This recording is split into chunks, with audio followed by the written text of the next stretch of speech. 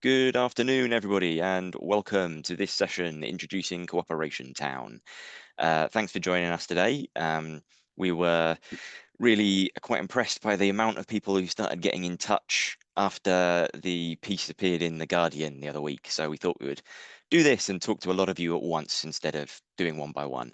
My name's Saul. I'm just gonna repeat a little bit of the housekeeping stuff, which you have just heard. This meeting is being recorded and we'll put the recording up on the Cooperation Town website. If you can, please keep your microphone muted unless you are asking a question. If you do have questions, please do note them down in the chat so we can keep a record of them. And also at the beginning here, if you could, in the chat box, just say hi, and if you're from a particular organisation, where you're from, because it's really nice to know who is turning up to these things. I'm going to pass over to Shiri in a second, who's going to give a bit of an intro to Cooperation Town, how and why it got started. I'm going to tell you all a bit about the organising work we do in London, and then Kelly is going to tell you a bit about our organising outside of London, specifically in Plymouth. More people are joining us, which is great. It's going to be a busy session. I'll hand over to you, Shiri.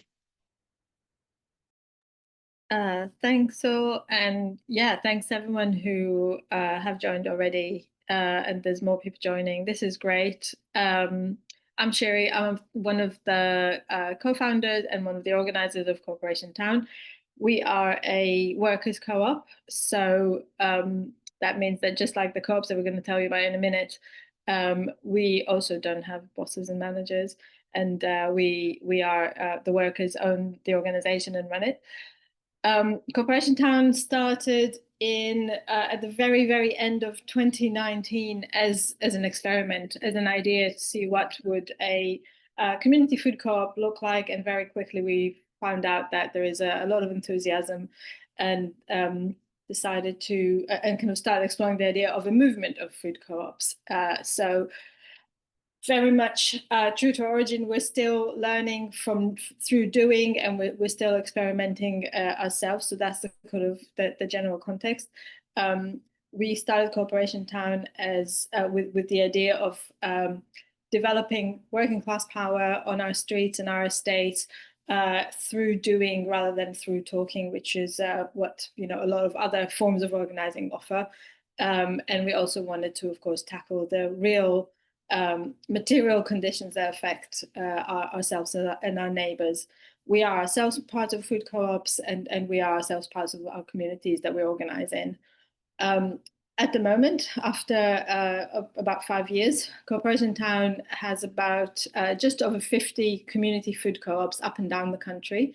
I can't tell you the exact number because we know that there are groups and communities organising on streets and estates around the country without telling us and without sort of directly contacting us. They use our resources, or they maybe have read about us, just like you did, got inspired by the model, and they're self-organizing wherever they are. All the other 50 that we do know of are groups that we, in one way or another, supported to start organize. It could be very light touch when somebody from a community somewhere in the country got in touch and say, I'm interested in setting up a community food co-op on my estate or in my village or in my town, and we supported them with kind of understanding a little bit more about cooperative organizing, how to get food, how the model works, and so on.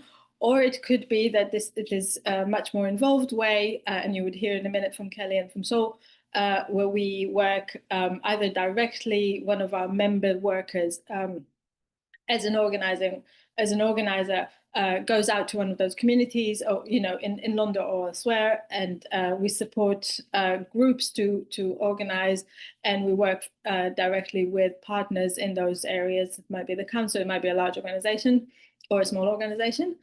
And another way that we work is in partnership, where we partner with another organization or the local authority, wherever they are in the country, and we support them to develop the model to work where they are. So that would involve usually recruiting a local person, a local organizer who is much more than me or my London, colleagues know the best about where they are situated, they would reach out to the communities and to the groups and to the, community centers and churches and mosques and everyone, and support them to start food co-ops there. What we do know is that whichever way this starts, people who organize around food co-ops are learning to become community organizers through action. So the idea very early on was that, like I said, while we work together to meet our material needs. We all get extremely affordable food for, very, very little money. We are all also becoming community organizers wherever we are. And we know that people who start organizing in food co-ops in the easiest possible way. This is the easiest model that we could develop, that we came up with, to kind of to bring people into becoming community organizers. Members then join their local, their estate TRA, become more involved in other forms of organizing in their areas. It could be around housing, it can be around other community needs. We all learn from each other and we all become better organizers. We all create power wherever we are on our streets and our estate. And that was the mission, and that's the idea. And food is one way of doing it. We work, just because I know that this question might come up later, just about the funding model. The co-ops are self-sustained. So the corporation town co-ops in our movement. Sorry, I'm going to drink because this is a lot of talking. They are autonomous and they are, of course, owned and run by their own members. So the only payment that members make is into their own co-op. And my cooperators will talk a little bit about it more. But as an organization, we are not reliant on any payment or any contribution from the members, because we know that we are talking about, our neighbors and our friends and comrades who are struggling already financially. They don't sustain us in any way. We get funding from various kind of large grant making bodies. We got Lottery, Comic Relief, Joseph Rowntree, and so on, or through the partnerships that we develop in with local authorities and so on in other places. So co-op members only pay into their own co-op, and they then decide collectively, of course, what to buy and how to share the items that they buy, that they purchase in bulk collectively. This is the sort of the basic mechanism of the co-op. I think I covered everything that I was supposed to talk about, and I'm going to pass on to Saul, who will describe sort of in more detail the kind of the day-to-day of co-ops and how they're organized in London, and I'll take on the meeting people in. Great, thank you. Yes, so as Shuri said, I am one of the Corporation Town organisers in London, specifically in East London, even more specifically in Hackney. So when I am working with groups trying to set up co-ops, I usually tell them that there are three essential things they need. The first one is people, then they need space, and then they need food, obviously.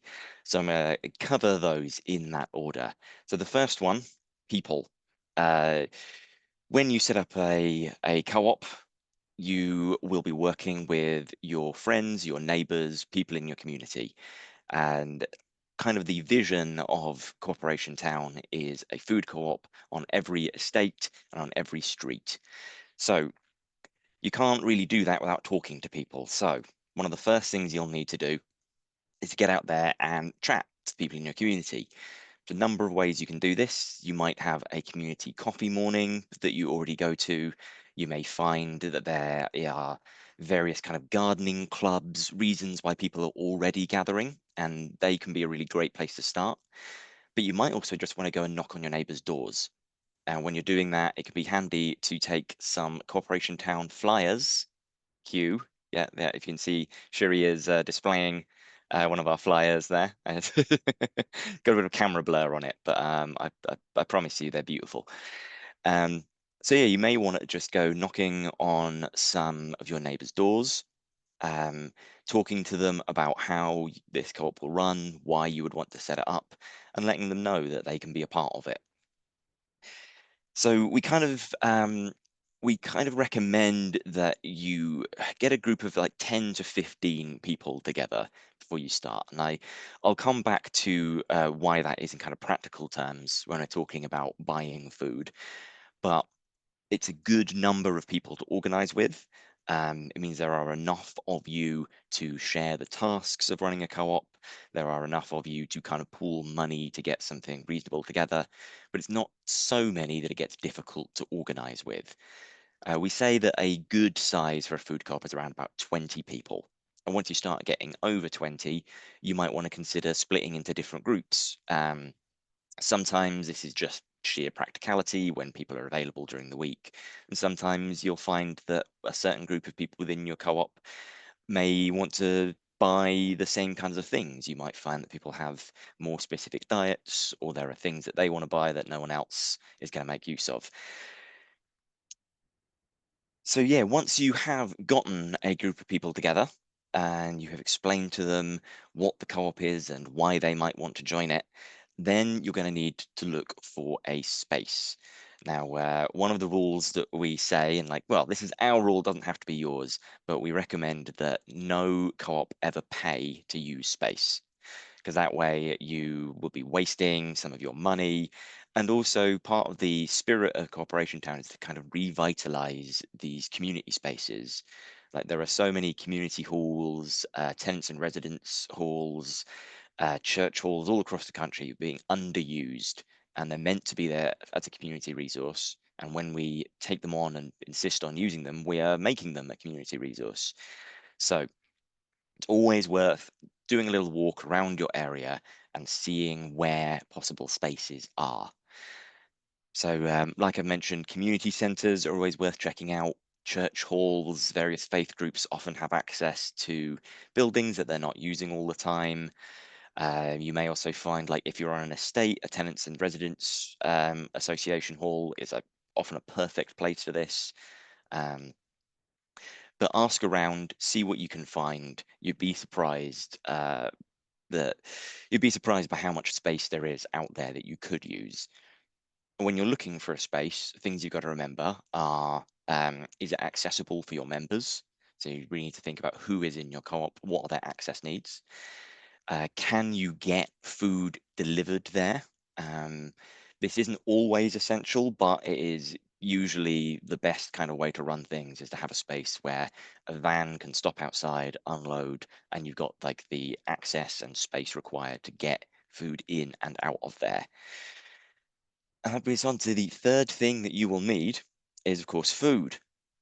This is a food co-op after all, and while a big part of the focus is on community organizing, the way to do that is to make sure people are getting their needs met. In London, we kind of have two food streams. One of them is surplus food, which is stuff that is produced for supermarkets but never make it to the shelf. So this is stuff that's either overproduced in the factories, or it is farm produce that doesn't meet the standards, or it's stuff that is getting too close to its best before to be sold. So there are two organisations in London that we work with, the Felix Project and City Harvest, who collect this stuff up and then redistribute it to co-ops and food banks and other food projects around the city.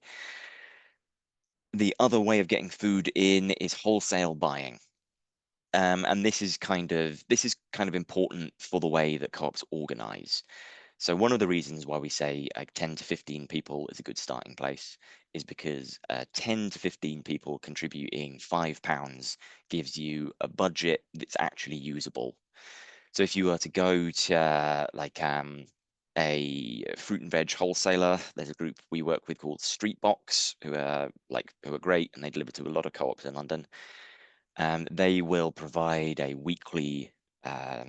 a weekly price list of everything they have, and they sell things in bulk. So when you pool that money and you buy things in bulk, you make big savings. So the combination of these two kind of strands, getting this food surplus delivered and buying some of the stuff, which does require like a level of organization and talking to co-op members, figuring out what would suit everybody's needs, buying it, getting it delivered, and then splitting it into however many portions there are for members in your co-op. Um, what we've kind of figured out in London is that if people are contributing £5 a week in a co-op that's around about 20 households, people are usually walking away with around 40 to £50 worth of food if they were to buy the same items in a supermarket. So that kind of gives you an idea of those kind of like three elements, three key things you need in any co-op. I'm going to say a little bit now about kind of the role of an organizer, which is what I am currently doing around Hackney.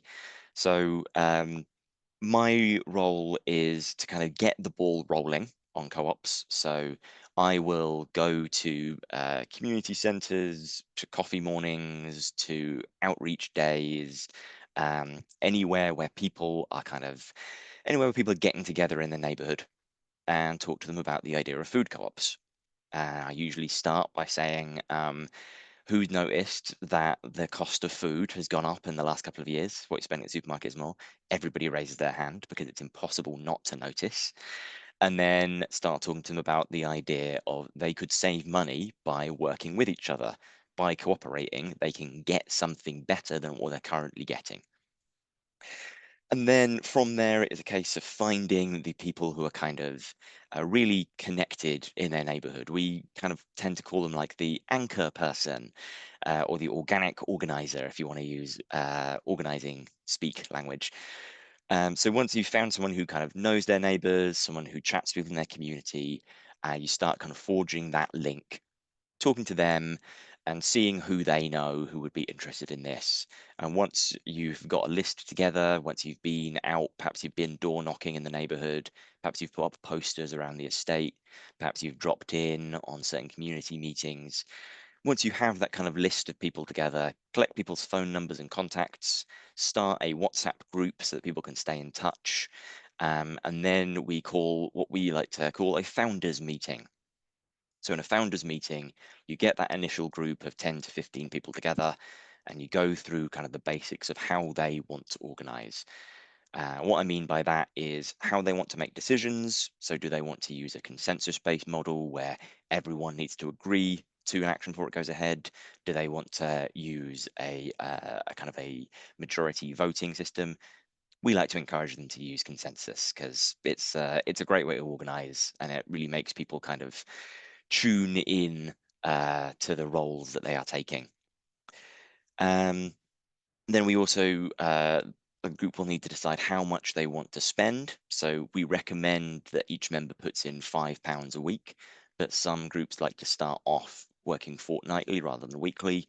Some people would like to put more money in to cover neighbours who have less money, or in a larger um, if they're in a larger household, they might want to get two boxes rather than one. They need to pick a name for their co-op. Our kind of naming convention is cooperation, then wherever they are meeting. So you will see if you look at our list of co-ops, we're about to put a map up on our website. You'll see lots of groups like yeah, Cooperation Lismore, Cooperation. Uh, Names are escaping me today, but that's kind of our naming convention. But the group can call themselves whatever they want. Once they kind of made these choices, they've decided how often they're going to meet, what they want to buy together, how much money they want to contribute. Then the role of the organizer is really just to kind of step back, let that group be as autonomous as possible, but be on call to offer support. And in the early days, co-ops will run into a few issues, like they might have an issue with a supplier they're not sure how to sort out. They might run into like some interpersonal conflict that they're not sure how to deal with, and the organizer can be on hand to kind of help with that. But the point of the organizer is not to run the co-op for them. A big part of the ethos of food co-ops and co-ops in general is that they are autonomous and they are self-run. So we really encourage members of a food co-op to step up and take a role, um, doing whatever it is they can contribute, to rotate those roles as much as they can so everyone gets a chance to kind of upskill and learn something new. Um, and that everyone feels a sense of ownership over their co-op. It is important to note that Cooperation Town support these co-ops as a network. We don't own them. We have no kind of sway over how they want to run. They are independent community organizations. Um, yeah, and we encourage them to go forth and use the idea of cooperation to build new projects, have things spin off. Um, London is our kind of main concentration of co-ops because that is where we have started. Um, like I say, we're about to publish a map on our website so you can see where they are. If you are based in London and would like to reach out about starting a co-op in your area, please do get in touch. If you are in East London, particularly in Hackney or Tower Hamlets, we have organisers working in your area. I'm personally based up in Walthamstow, and I'm very keen to see more co-ops based around here as well. So please do reach out, get in touch, drop me a message or drop a message to info@cooperation.town, and we will get in touch and see if we can help you get a co-op in your area. So that's a bit of how things run specifically in London and what organisers do. And I'm going to hand over to Kelly now to tell us a bit about organising outside of London and specifically in Plymouth. Over to you. Thank you. So I will just remind everybody, if you have any questions, we're going to do question and answer after I finish. So please do put your questions into the chat. So yes, I'm Kelly. I am the organiser in Plymouth and I've been in post for 2 years now. And I work for Cooperation Town as part of our workers co-op. And I am here today to talk about how our food co-ops can absolutely work outside of London. I will talk a little bit about Plymouth, first of all, just for some context. So population of 264,000, largest city in Devon and Cornwall, one of the largest in the southwest. 16% of children here live in poverty, 20% of the city's households earning less than £17,500. Unemployment at 5.1, so higher than the regional and national average. Several areas in Plymouth fall into the top 10% for the most deprived areas in England. And Plymouth ranks as 69 out of 326 who are in the top 30% for the most deprived areas. So why food co-ops in Plymouth? Our controller at the time at the City Council wanted a more sustainable food model. They wanted a co-op model if possible and a model that would help individuals with resilience. The worry about the potential end of the Household Support Fund and the reduction in funding in general meant that they looked for future models and they found Cooperation Town. And then I got employed. They did a lot of work before that was true. So what I did, I visited every model that we had in Plymouth, and we had over 50 at that time, from larders to community fridges, social supermarkets and food banks. And I volunteered in quite a few to understand how they worked, and that helped me to really understand what was happening in Plymouth. Almost every type of food support at that time was being given away for free in Plymouth. We only had one model that was charging. Training. So I spent time with Cherie on Zoom initially. She supported me and helped me to understand the food co-ops. And then more largely a cooperative way of working is what we looked at. When I travelled to London for training with Cooperation Town, I actually got to see food co-ops in action. And I always say that changed everything for me and then what I did going forward, because I saw something that I'd never ever seen before. Members were running it. It wasn't volunteers. And I'd spoken to so many groups at that time that were really struggling to get volunteers and they were really struggling to keep volunteers. I watched members doing all different kinds of roles that were really easy to complete. And I saw in the hub, parents were actually sorting their food and doing their shopping, and just children were playing around and running around the place at the same time. So it was like really inclusive, really easy, and it was all paid for by members rather than having those conversations about worrying about funding and when it was going to end. Saw members talking to each other, laughing with each other. I saw them talking through challenges at that time when they were doing their shopping with each other. And it was really amazing to see and completely different. We didn't have anything like that here. But I saw every single co-op that I went to visit working differently. Now, for me, that's the real beauty of the model, because it's adaptable. It's run and it's owned by the members, and they find a way to make it work for them. And that was when I came back and we could absolutely do this here. It doesn't have to be this set way of doing things. We can find a way. So, Fair Share. Food supply in Plymouth, we have Fair Share Southwest. That warehouse serves almost all of Devon and Cornwall. They had a huge wait list when we wanted to set up food co-ops. And that's really it. Surplus distribution down here. We have some wholesalers, but we don't have many. And it took a lot of time actually to even be able to speak to Fair Share because they were so busy. So to build the relationship, I started volunteering there. I started to learn about the food providers, and actually they didn't want a lot of fruit and veg, and I saw that it was just abundant at the warehouse. So when I spoke to the regional manager and explained what we were, and she started to get to know us through meeting me, I asked if we could start just a fruit and veg co-op, and it solved an issue for them, and it started our first co-op here in Plymouth, Cooperation Mayflower. So I'm a mum. I started my first co-op in partnership with the local school that my children attend and the church next door. It was fruit and veg co-op. Fruit and veg is really expensive to buy, and it was over half of my shopping bill. And part of Cherie's advice was always be in your first co-op, learn from the co-op, understand it completely. And that was brilliant, really. So I got a tray of food from Fair Share, went around the warehouse picking all the fruit and veg that they had, took it to the school. I stood outside at pickup time and I explained that we could all do this together. And then I just collected names and numbers from everyone. We started a WhatsApp group and very quickly became the first one in Plymouth. And then we did grow very quickly from there. We appeared in the news, the local and the national press. We were part of the Fair Share ad campaign twice, and word spread about this amazing co-op in Plymouth. So we started working with the community builders, and we started some co-ops in some of the most deprived areas in the city. So where are we now in Plymouth 2 years on? Well, we have 10 co-ops. They are based in schools, universities, social clubs, wellbeing hubs, housing associations, churches. What do? I spend lots of my time looking at different ways and funding for additional things for these co-ops to do for the members. So we've looked at adults maths classes, cookery courses, foraging courses, wellbeing workshops, online qualifications. We work with Jar Squad, who takes surplus and just makes some amazing things. Fermentation workshops, dehydration. It really is amazing. And we work with children at a local school. We've done a gleaning trip.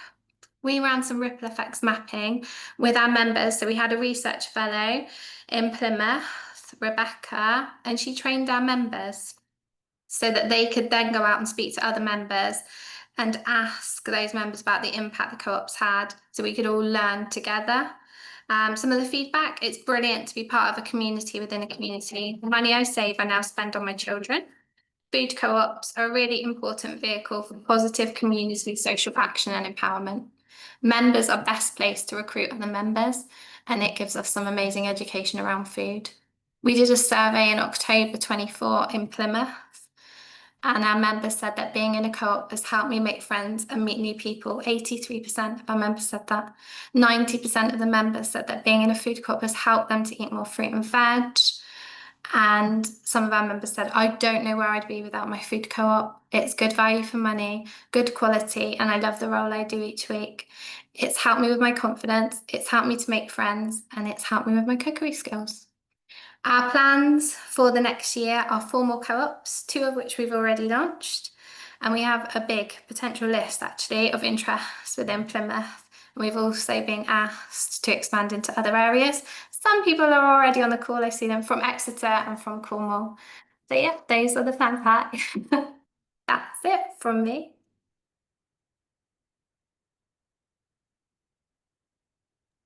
Okay, thank you very much.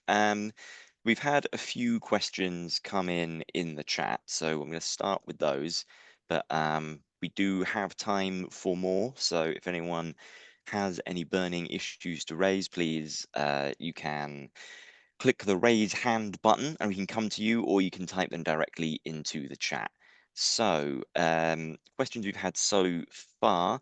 We had a question about wholesale infrastructure outside of urban areas. So this one comes from Chris Nottingham, asks if there are any examples of smaller towns or rural settings where they've been able to access wholesale to deliver cost saving to co-op members? Well, one thing I will say is that it can be worth talking directly to farm shops and farmers. There are things which do not pass the standards that supermarkets apply in terms of like the cosmetics of their fruit and veg. So it can be worth talking to them. Wholesalers do exist kind of up and down the country. It might be worth looking in where your nearest town or city is, and if there is something available there. Shiri, do you have anything to add? Yeah, thanks. Yeah, there are a few co-ops that are sort of away from a hub, or and a hub, just to be clear, is what we have in Camden. I'm sitting in one now in North London, where there's so many co-ops. There's 14 different co-ops using this hub, either organizing here or just getting their surplus and the things that they order through here. So this kind of is being used as a logistics center, and it's our office, but obviously we don't get involved in the choices that the co-ops make. And that's a very useful model where there are more than, let's say, 3 or 4 or 5 co-ops, because of the surplus and also the wholesale sort of logistics. It's much easier to get deliveries to one central place than to each separate co-op. But that's obviously further down the line when there is a concentration of co-ops, or if there is funding and the kind of the political and the will and interest to start something at that scale from the beginning. In terms of rural co-ops, there are a few in our movement, and they are not linked to any other sort of big centre. There are a few in Lincolnshire. They were some of the very first co-ops to have joined our movement early on in 2020. They would get their surplus. I mean, they get their surplus from Fair Share locally. So I think the local centre is maybe Hull. And then the rest of it, they find local solutions. So I know that they do, and this is anecdotally because I don't have the exact details. We can find out, but they have a relationship with people who sell fish locally, for example. So they made those direct relationship with local retailers and suppliers. There wouldn't be the same level of wholesale in a small sort of village somewhere. They would just, unless they're very near one of those places. But even in London, not everyone is using those big, it's kind of the more established networks that people go to local shops and have a deal with a local shop. We always say, if you go to 5 shops, one of them will give you a deal because you will be buying for 20 households. You would have a bigger budget and you would be doing it regularly. We have on the website, on the resources page, which you can get to through the organising page, a letter that was written by one of the co-ops, Corporation Boundary Hall in northeast London. We helped them kind of to develop this letter, and they're using it. In fact, they use this today to approach some shops. So they kind of, they know their area and they know where to go. It would be the kind of bigger cash and carry or kind of bigger medium-sized supermarkets that are independent supermarkets, and they would they kind of make a deal with them to just buy at a cheaper price. But yeah, it is different, and like Kelly said, each co-op is different. We have been asked about co-ops who want to I don't know, to purchase organic food, or there are co-ops in the movement who get all their food from surplus, and that the money that they collect, every week, they spend on cleaning products. So that it would change according to the area. So there is no kind of standard across the whole movement, and according to what people want to spend, collectively on. I hope that helps. Yeah, in more rural areas as well, the gleaning network is always really good to check out your local gleaning network. That was something we looked at, Reuben, in Cornwall. That's something that could be done. I'm gonna just get through the questions in the chat, and then Josh has had a hand up for a while, so we will come to you in a sec. I'm just gonna roll 2 questions into one here. because they are both about surplus providers. So the question asking about existing suppliers who can provide wholesale and save food waste outside of London. Kelly might say a little bit more about the relationship with Fair Share there, because they are across the UK. And there's also a question about whether it is possible to select items you are getting from Fair Share, or whether it is more down to luck. Kelly, you work a lot with Fair Share, so would Yeah. you mind taking that one?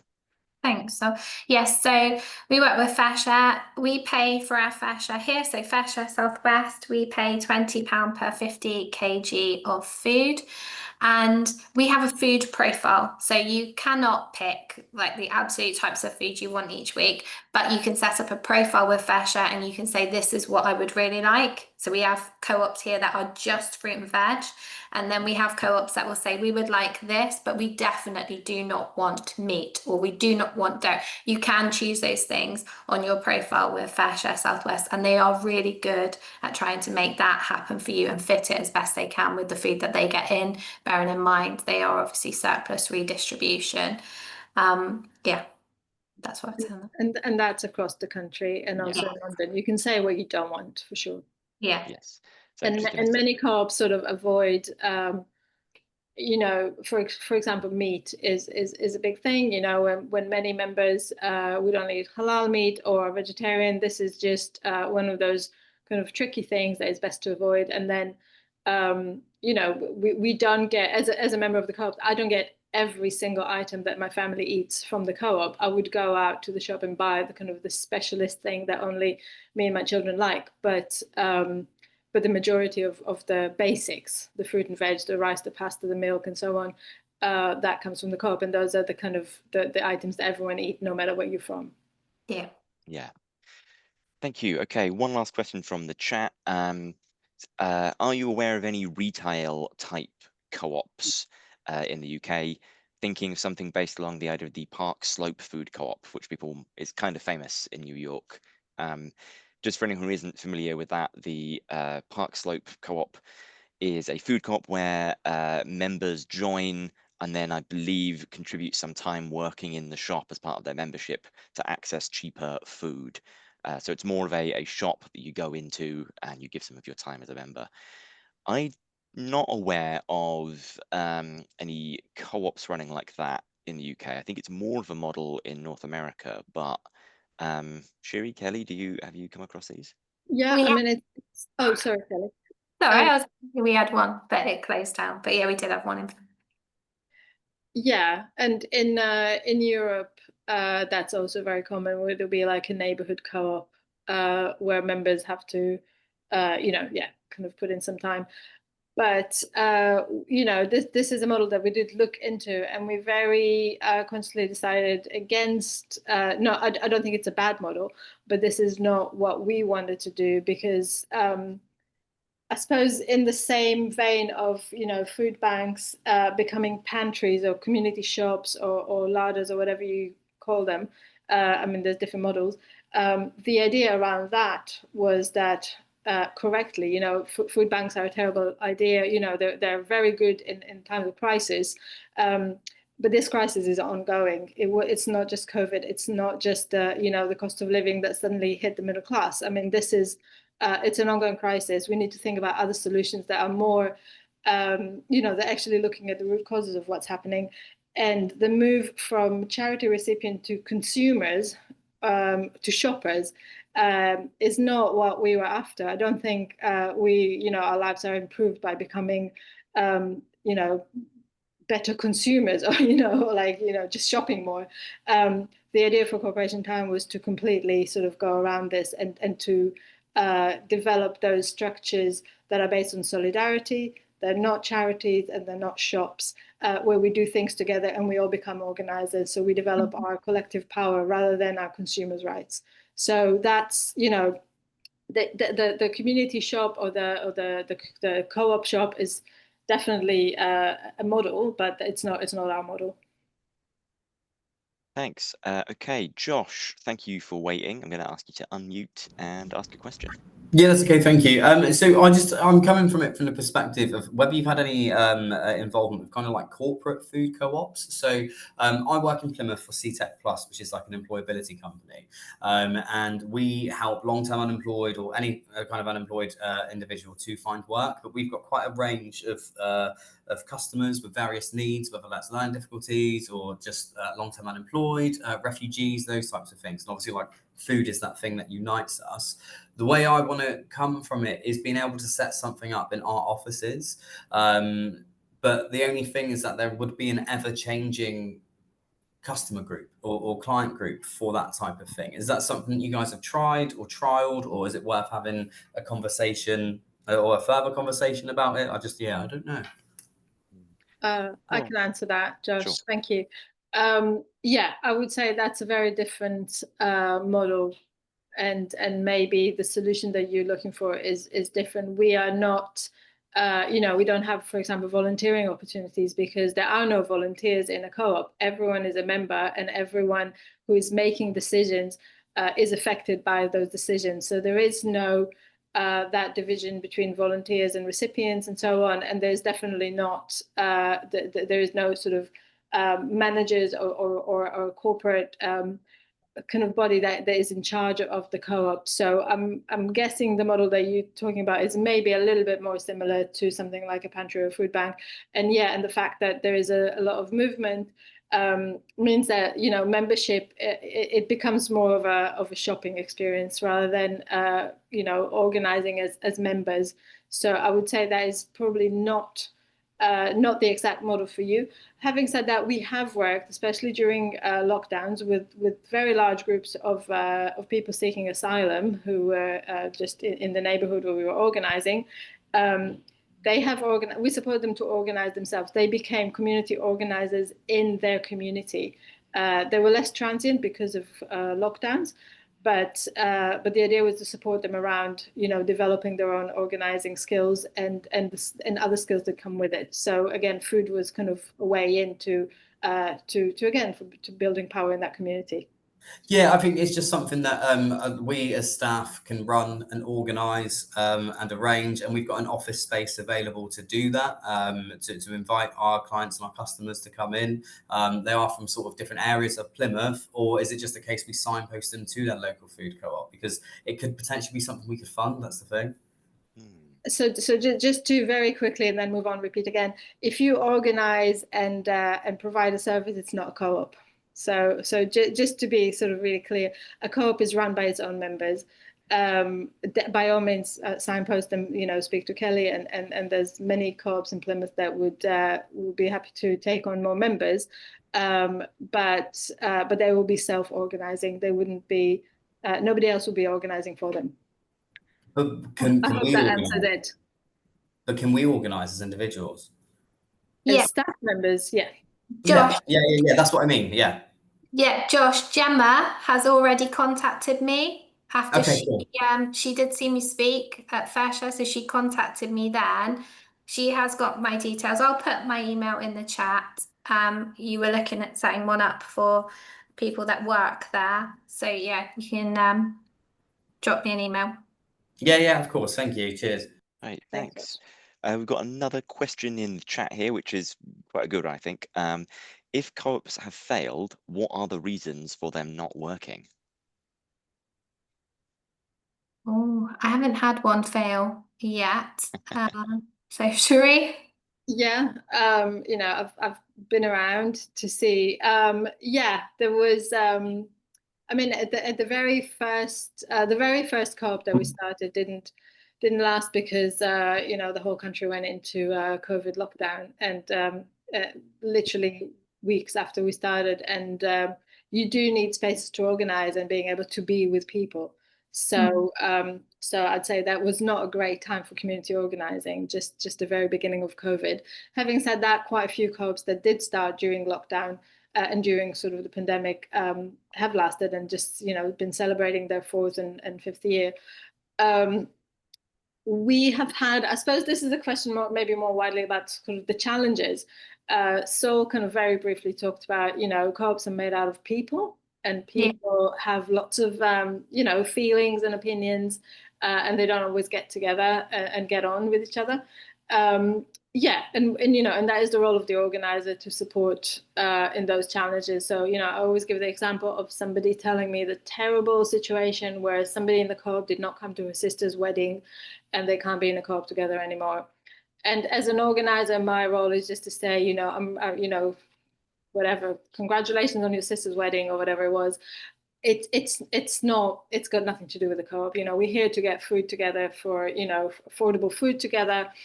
You can probably resolve those differences about the wedding outside of the co-op, and let's try not to bring it into the co-op. But we have supported people to deal with internal conflicts and with sort of internal organization. There would always be people who would do less. There would always be people who would maybe try to get more, or be seen to be trying to get more.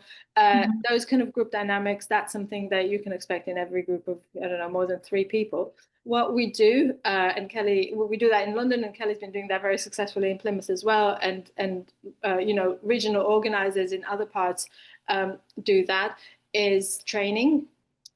So we've got just now coming in London for all the London co-ops. So that's, I don't even know how many, maybe 30.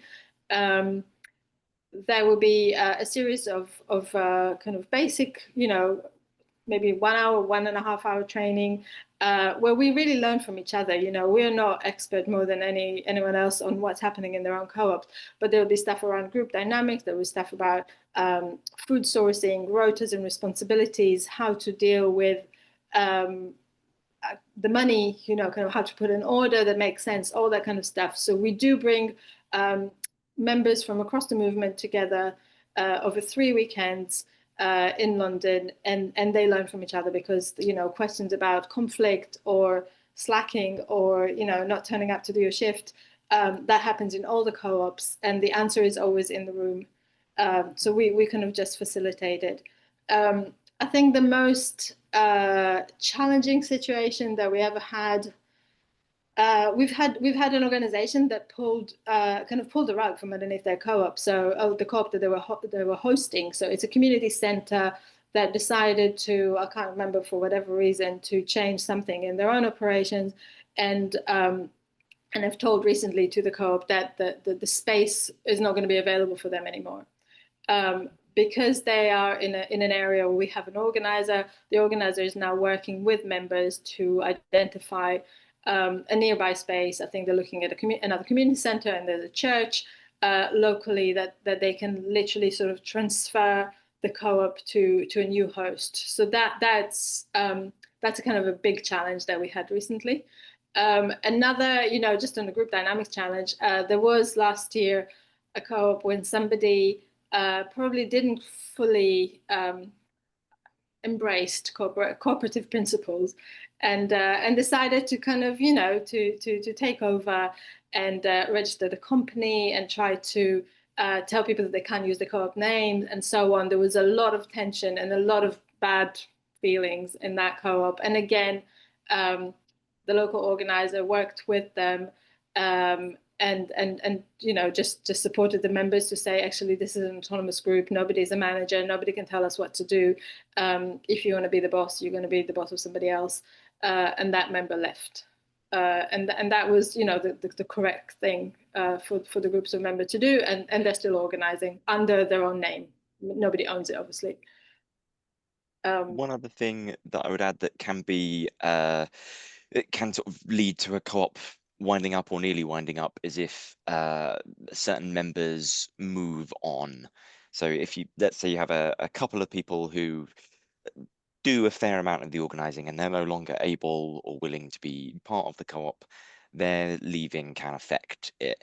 But you can also use this as an opportunity to recruit new people into the co-op. It's always a good idea to see if you can spread the co-op wider and get more people in. And also it's an opportunity for the others in the co-op to reflect on like what jobs could they be then doing. So I think some co-ops kind of see it as a crisis point when someone leaves and oh, there's no way we can carry on, but there is.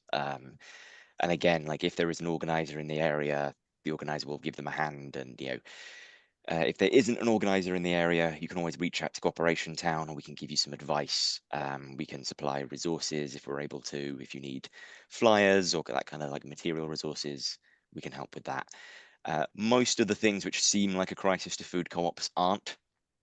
People aren't used to this model of organizing, but it is fairly resilient, and it just takes a little bit of encouragement, sometimes some new people, and like a fresh way of thinking about it. And they, I think our longest running co-ops are now coming up to being 5 or 6 years old, aren't they? Yeah.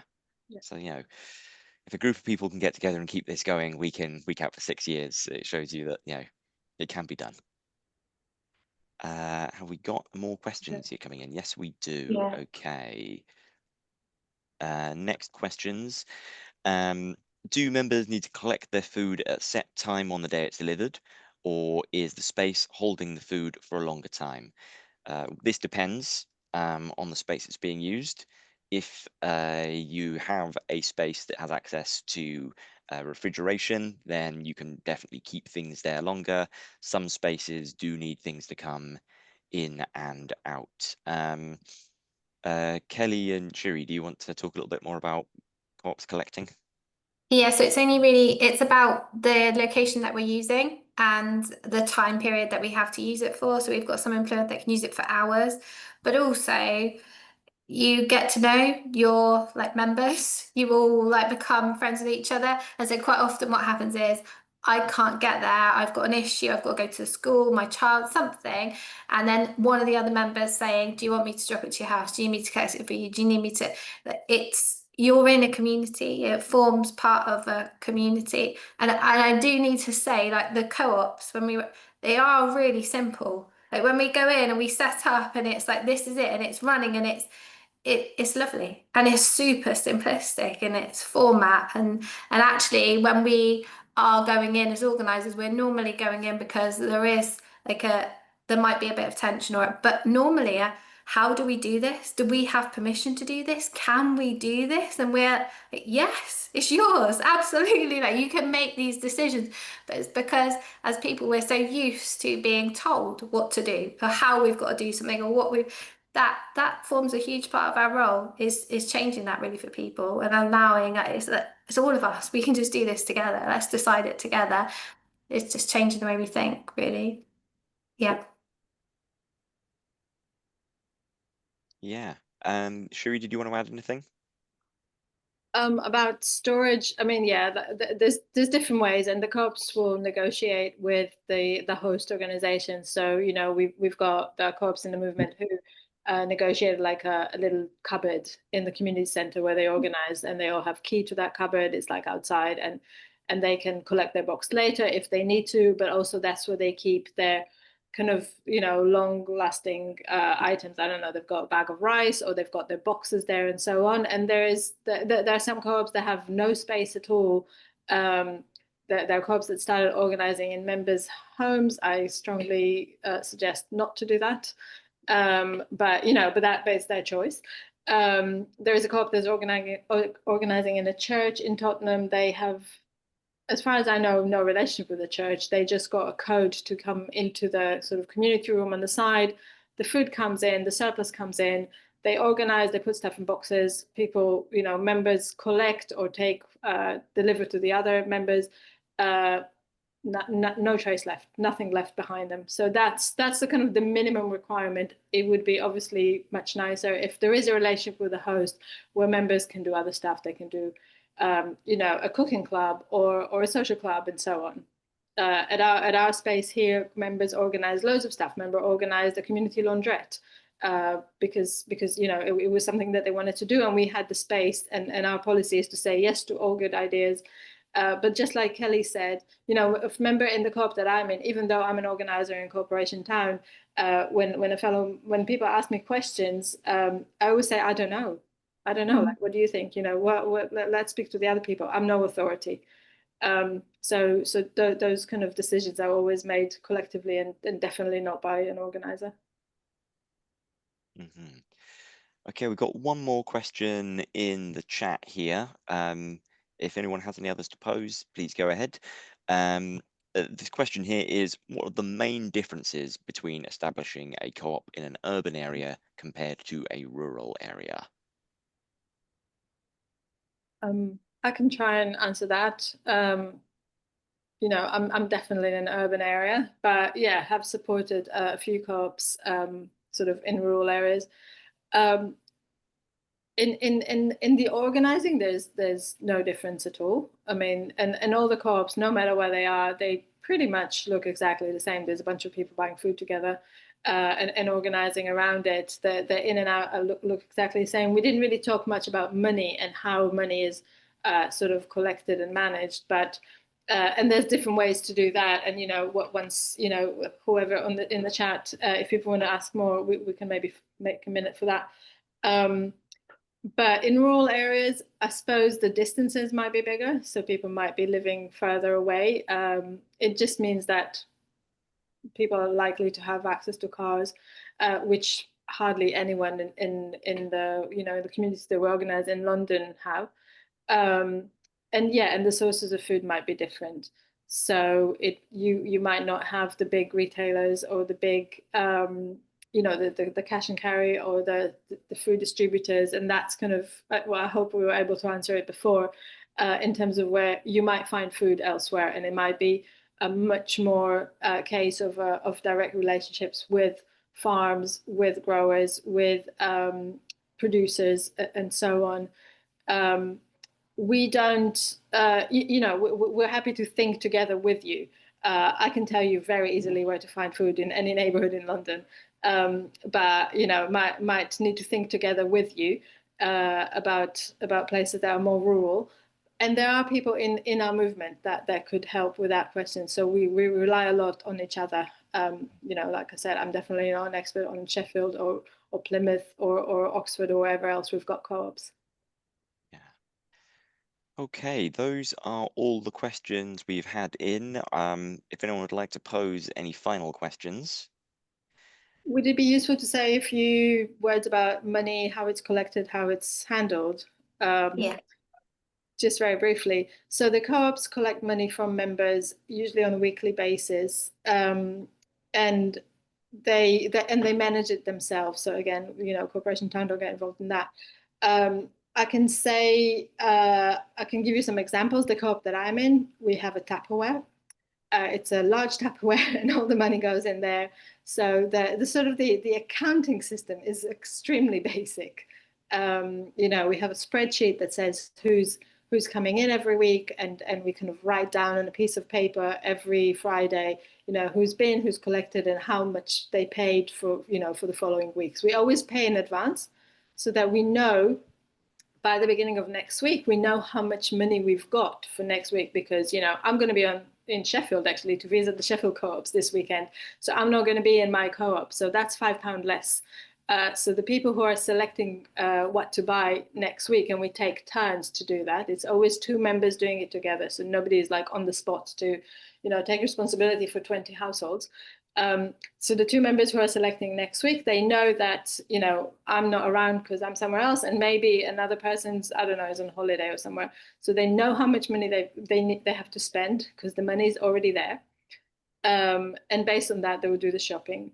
And then the money, we would pay for that for that shopping from the Tupperware essentially. Other co-ops are a little bit more sophisticated. And if you have a Tupperware, that Tupperware needs to be, or a box, some kind of money box. It needs to be kept somewhere safe. So in Corporation Town Hub, we've got a safe for all the different co-ops, all the different boxes and Tupperware and so on are saved here. At the community centre or the TRA hall might have a safe place to keep the money, or the host organisation can help with that. We are now supporting co-ops to very slowly transfer into a digital platform to handle the money, and that's through our friends Kin Co-op. So that's another co-op that was set up as a platform for saving groups. So it's like a credit union, more or less. You can look it up maybe. So if you want to put it in the chat, Kin Co-op. and they support corporation town co-ops to handle their money through that. So it's kind of like a tiny bank account that is owned collectively by the group. Some of you might know of Open Collective.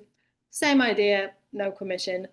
And they waived the commission for corporation town co-ops because they are our friends, and they are a co-op themselves. So that's different ways, but the principle still holds. Members pay in advance, you know how much money you've got, and with that you do the collective shopping for next week, and the cycle continues. And where we have to pay for fair share and they need to be paid for by bank transfer, we've found lots of different ways down here of being able to do that. So where the students do it at Plymouth University, we use a student union, so we're able to pay in the money through there. Where we're working with the schools, we've used the FPTA, so they've been more than happy for us to use the account to do it that way. Where we're using wellbeing hubs, they've said, yeah, absolutely, you can use our account. We've not found any issues with being able to put that through, and we've done it in lots of different ways. Okay. Are there any questions? I think I see a hand somewhere, but it's not. No. Maybe Okay. that person could just shout. Yes. If anyone has any other questions, like please feel free to just unmute yourself and ask them out loud. If not, then please remember you can get in touch with us if you want to have a follow-up chat or you have other questions. You can contact info@cooperation.town. If you have something specific about Hackney or East London in general, please reach out to me. I'm Saul@cooperation.town. If you are not already in touch with Kelly and you're in Plymouth, then reach out to Kelly. We are always happy to help, provide information or guidance if you are not in an area where we have an organizer. If you are in an area we have an organizer, then we'll do our best to meet with you. Yes, and I suppose if you have queries about kind of the wider operations of Cooperation Town or setting up partnerships, then email shiri@cooperation.town. Okay, well, thank you everybody for coming along today. I hope this has been useful. I hope that we've managed to answer some of your big questions about food co-ops, how they work and how you'd get them set up. I hope that you all now go start a food co-op. That would be great. Let us know how you're getting on if you do. Check in with us and whatever support we can offer. And we hope to see you again soon. Thank you. Bye. Thank you. Thank you very much, Saul. Bye-bye. Cheers.